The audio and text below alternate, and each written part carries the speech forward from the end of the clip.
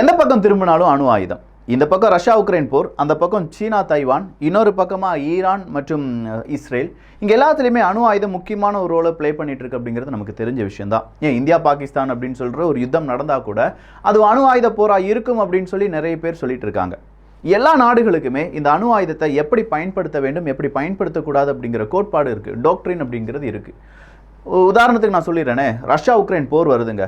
அப்போ பெலரஸுக்குள்ளே அணு ஆயுதத்தை வைக்கக்கூடாது அப்படின்னு சொல்லி அவங்களுடைய சட்டம் சொல்லுது. உடனடியாக அவங்களுடைய அரசியல் சாசன சட்டத்தை மாற்றுறாங்க. பெலரஸ் மாற்றிட்டு என்ன சொல்கிறாங்கன்னா, நாங்கள் வேணும்னா எங்கள் நாட்டுக்கு தேவைன்னா ரஷ்யாவினுடைய அணு ஆயுதத்தை இங்கே கொண்டு வைப்போம்ப்பா அப்படின்னு சொல்கிற அந்த சட்டத்தை மாற்றி அமைக்கிறாங்க. இப்படி ஒரு சட்டம் மாற்றி அமைக்கப்பட்ட போது உலக நாடுகள் இதற்கு எச்சரிக்கை கொடுக்குறாங்க. அப்படின்னா உண்மையிலேயே இந்தியாவினுடைய நியூக்ளியர் அணு ஆயுதத்துக்கான கோட்பாடு என்ன?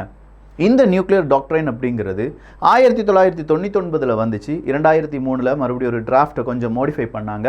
2023 அதை நம்ம சேஞ்ச் பண்ண வேண்டிய தருணத்தில் நிற்கிறோமா? பிஜேபி கொடுத்த வாக்குறுதி என்னவாயிற்று? இந்த ஒரு காணொலியில் ரொம்ப முக்கியமான ஒரு காணொலி. கேட்பதுக்கு ஏதோ சிம்பிளாக இருக்குல்ல, ஆனால் இதில் ஒரு வார்த்தை மாறினா எவ்வளோ பெரிய இம்பேக்டை ஏற்படுத்தும் அப்படிங்கிறத இந்த ஒரு காணொலி வழியாக புரிஞ்சுக்கிடுவீங்க. அன்பு தமிழஞ்சங்களுக்கு தமிழ் பொக்கிஷத்தின் வணக்கங்கள்.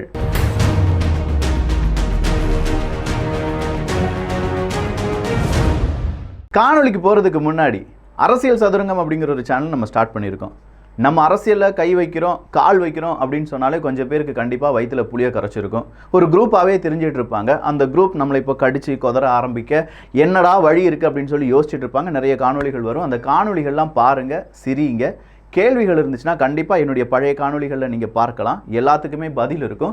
ஸோ இதுக்கு தயாராக இருங்க அப்படிங்கிறது எனக்கு நானே கொடுத்துருக்கக்கூடிய ஒரு உத்வேகம். ஏன்னா இன்றைக்கி நம்ம இதை செய்யலைன்னா அவனை திட்டுவாங்க, அவனை ஒரு கூட்டமாக கடிப்பாங்க அப்படிங்கிற அந்த ஒரு காரணத்துக்காக நம்ம இதை செய்யாமல் விட்டுட்டோம்னா எந்த ஒரு புரிதலையும் நம்மளால் ஏற்படுத்த முடியாது. இது நமக்கான காலம்டா அப்படின்னு சொல்லி நம்ம நடைபோடலாம்.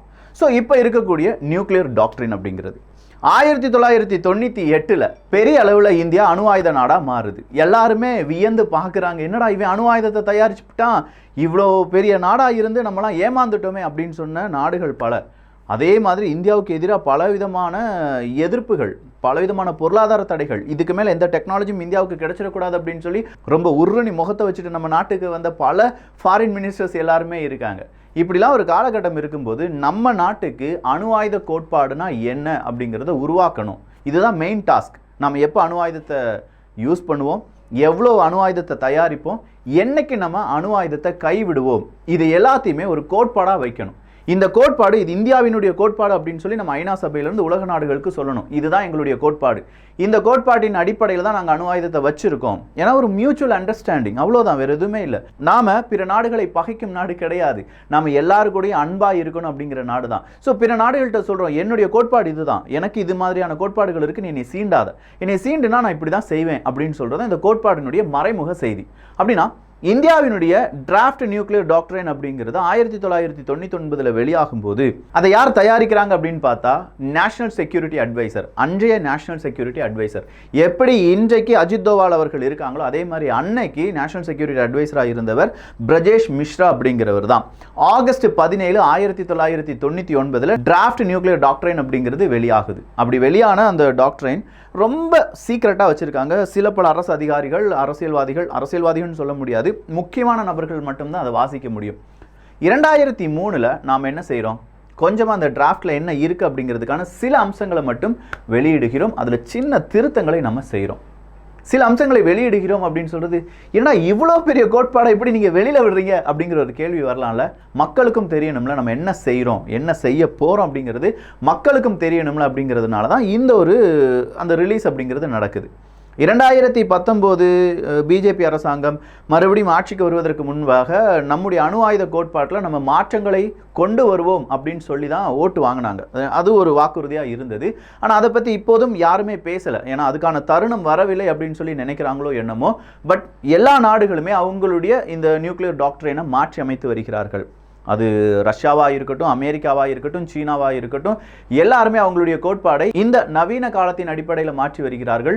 ஒருவேளை இந்தியாவும் மாற்றுவதற்கான வாய்ப்புகள் இருக்கு. அது நம்முடைய அரசாங்கத்தின் சார்பாக, இல்லாட்டி இந்த அரசாங்கத்தை வைத்திருக்கக்கூடிய பிஜேபி நமக்கு கொடுத்திருக்கிற வாக்குறுதியா இருக்கு அப்படிங்கறது நீங்க மனசுல வச்சுக்கோங்க. சோ நம்முடைய நியூக்ளியர் இல்லாட்டி டிராஃப்ட் நியூக்ளியர் டாக்டரைன் அப்படிங்கிறதுல முதல் விஷயம் என்ன அப்படின்னு கேட்டீங்கன்னா, நாங்க அணு ஆயுதத்தை கைவிடுவோம். அதுதான். நாங்கள் எப்போவுமே அணு ஆயுதத்தை கையில் வச்சுட்டு இருக்க மாட்டோம்டா, எங்களுக்கு அணு ஆயுதம் வேண்டான்னு சொல்லி நாங்கள் முடிவெடுப்போம். ஆனால் என்னைக்கு நாங்கள் முடிவெடுப்போம் அப்படின்னா, என்னைக்கு இந்த உலகத்தில் அணு ஆயுதம் நிறுத்தப்படுகிறது அப்படிங்கிறத நீங்கள் சொல்கிறீங்களோ, அப்படி சொன்ன பிறகு அதை நாங்களும் வெரிஃபை பண்ணுவோம். வெரிஃபை பண்ண பிறகு எல்லா நாடுகளும் அவங்களுடைய அணு ஆயுதத்தை அழித்து விட்டார்கள் அப்படிங்கிற ஒரு செய்தி வந்து அதையும் நாங்கள் வெரிஃபை பண்ண பிறகு தான் எங்களுடைய அணு ஆயுதத்தை நாங்கள் என்ன செய்வோம், அழிப்போம். அதுவரையிலும் எங்களுடைய அணு ஆயுதத்தை நாங்கள் எங்களுடைய நாட்டுக்கு ஆதரவாக ரொம்ப சேஃப்டியாக வைத்துக் கொள்வோம் அப்படிங்கிறது தான் முதல் புள்ளி. எவ்வளவு முக்கியமான புள்ளி பாருங்க. அந்த நாடு அணு ஆயுதத்தை கைவிட்டுருச்சு, பாகிஸ்தான் கைவிட்டுருச்சு, இந்தியா கைவிட்டுருன்னு சொல்லுவாங்க. ஆனால் நாம் என்ன சொல்லுவோம், உலக நாடுகள் ஒவ்வொரு நாடும் எந்த நாடிடம் அணு ஆயுதம் இருக்குன்னு பார்த்து, எவ்வளவு இருக்குன்னு பார்த்து, 4000னா 4000 நீ அழிச்சிட்டு வா, வந்துட்டு என்கிட்ட சொல்லு, நான் போய் அதை என்ன செய்கிறேன், வெரிஃபை பண்ணுறேன். குளோபலாக வெரிஃபை பண்ணலாம். அப்படி வெரிஃபை பண்ண பிறகு நான் என்ன செய்கிறேன்ப்பா, என்னுடைய அணு ஆயுதத்தையும் அழிக்கிறேன் அப்படின்னு சொல்லும். இதுதான் இந்தியாவினுடைய மிக முக்கியமான ஒரு கோட்பாடு. அதாவது அந்த நியூக்ளியர் டாக்டரினுடைய முதல் பாயிண்ட் அப்படின்னு வச்சுக்கோங்க. இன்னொரு பாயிண்ட் அப்படிங்கிறது இருக்கு, India will build and maintain a credible minimum deterrent அப்படிங்கிறது தான். இந்த மினிமம் டிட்டரண்ட் அப்படிங்கிறத நோட் பண்ணி வச்சுக்கோங்க. நோட் பண்ணுங்கப்பா. இது ரொம்ப முக்கியமான பாயிண்ட்ப்பா. நாம் என்ன சொல்கிறோன்னா, இவ்வளோதான், இதுதான் மினிமம், இவ்வளோதான் நாங்கள் எங்களுடைய வார்ஹெட்டாக இல்லாட்டி ரெடியாக அணு ஆயுதமாக வச்சுருப்போம், அது ரொம்ப மினிமமாக நாங்கள் வச்சுருப்போம் அப்படின்னு சொல்கிறாங்க. இந்த இடத்துல என்ன தோணுது, ஆமாம்ல, இவ்வளோ தானே நம்ம வச்சுருக்கோம், ஒரு 160 வச்சுருக்கோம்னு வச்சுக்கோங்களேன், இவ்வளோ தானே நம்ம வச்சுருக்கோம், மினிமமாக இவ்வளோ தான்ப்பா வச்சுருக்கோம், போதும் அப்படின்னு நம்ம நினைக்கிறோமா? நம்ம நாட்டை அழிக்கிறதுக்கு சீனாவும் பாகிஸ்தானும் ஒன்றிணைகிறார்கள்னு வச்சுக்கோங்க. இந்த மினிமமாக வச்சிருக்கக்கூடிய அணு ஆயுதத்தால் நம்மளால் ஏதாவது செய்ய முடியுமா அப்படின்னு பார்த்தா இல்லை, அது வருது. இன்னும் கொஞ்சம் நேரத்தில் இதை பற்றி நம்ம பேசுவோம்.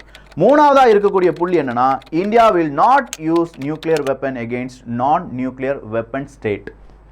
ஒரு அணு ஆயுதம் இல்லாத ஒரு நாடு, அதுக்கு எதிராக நம்ம அணு ஆயுதத்தை பயன்படுத்த மாட்டோம். அவன் பாவம், அவன்கிட்ட ஆயுதமே இல்லை. ஆயுதம் இல்லாத ஒரு எதிரிட்ட நம்முடைய பவர்ஃபுல்லான ஆயுதத்தை நம்ம பயன்படுத்துவோமா அப்படின்னு பார்த்தா இல்லை. ஆனால் அமெரிக்கா அப்படியா செஞ்சான்? ஹிரோஷிமா நாகசாகி அங்கே அணு ஆயுதமே இல்லையே, அணு ஆயுதத்தை வீசி போட்டாங்களே. இதுதான் தவறு. இந்த இடத்துல இந்தியா சொல்லியிருப்பது என்னன்னா, எப்பா நீ அணு ஆயுதம் இல்லைன்னா நான் அணு ஆயுதத்தை மேலே பயன்படுத்த மாட்டேன். ஆனால் அடுத்த புள்ளியை நல்லா கவனிச்சுக்கோங்க.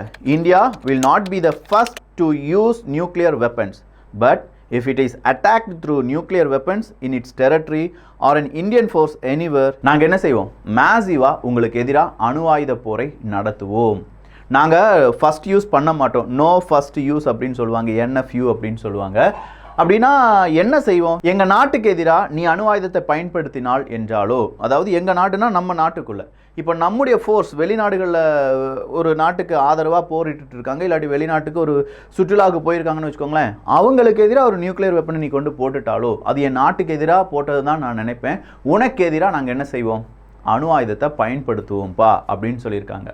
ஸோ அணு ஆயுதம் இல்லாத ஒரு நாட்டுக்கு எதிராக அணு ஆயுதத்தை நம்ம பயன்படுத்த மாட்டோம். அதே வேளையில் நீ வேறொரு டெரிட்டரியில் என் மேலே அணு ஆயுதம் போட்டாலும் எந்த நாடு இந்த அணு ஆயுதத்தை போட்டுச்சோ அந்த நாட்டுக்கு எதிராக நாங்கள் அணு ஆயுத போரை பிரகடனம் செய்வோம். அடுத்தது தான் ரொம்ப முக்கியமான புள்ளி.